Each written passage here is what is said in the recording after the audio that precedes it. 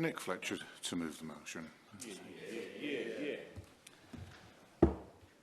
I beg to move that this House has considered e-petition 623390 relating to suicide prevention and the national curriculum. It is a pleasure to serve under your chairmanship today, Mr Swinger. I first want to thank the petitioners, the Three Dads Walking, for their brilliant campaign. I know they're here today. I also want to thank Papyrus, the charity leading the prevention of young suicide in the UK, for the work they do and the support they have given to Three Dads Walking. I know that this is something that they would have never thought they would have been involved with or even wanted to. But sadly, each, along with their families, have suffered immensely through the loss of their daughters. And if there is something good that can come out of three such tragedies, then we in this place must do all we can to help. Let me first speak of the three dads and their daughters. Tim and his daughter Emily from Norfolk. Emily was 19 and took her life in March 2020.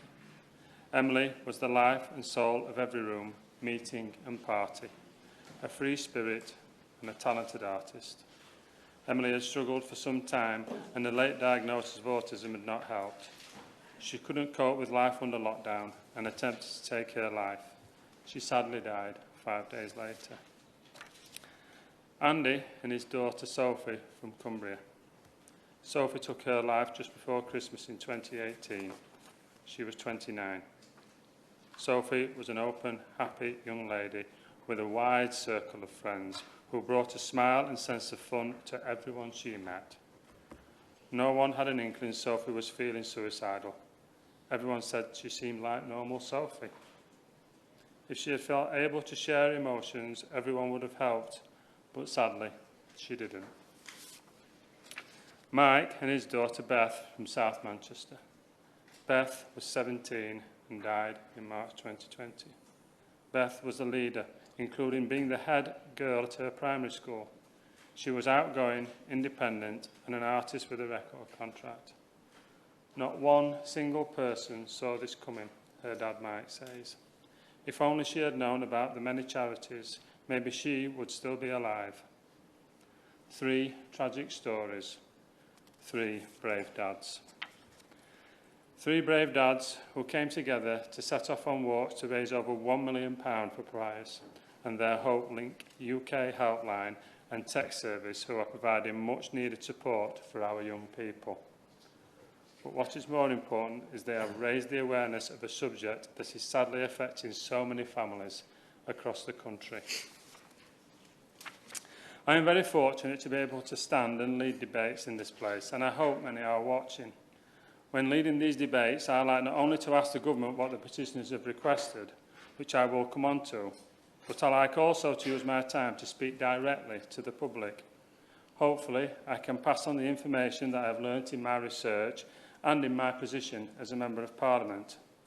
I therefore want to start by sharing some guidance when talking of this subject.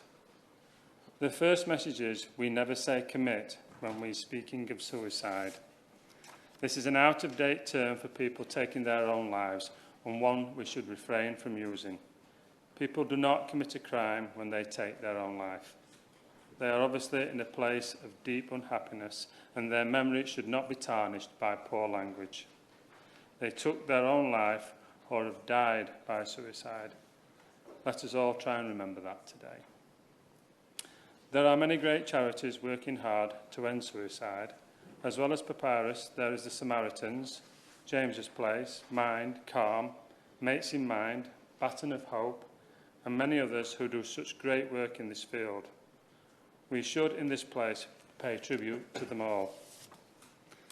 The Samaritans have helpfully produced some basic rules when discussing or reporting suicide. We should all take note.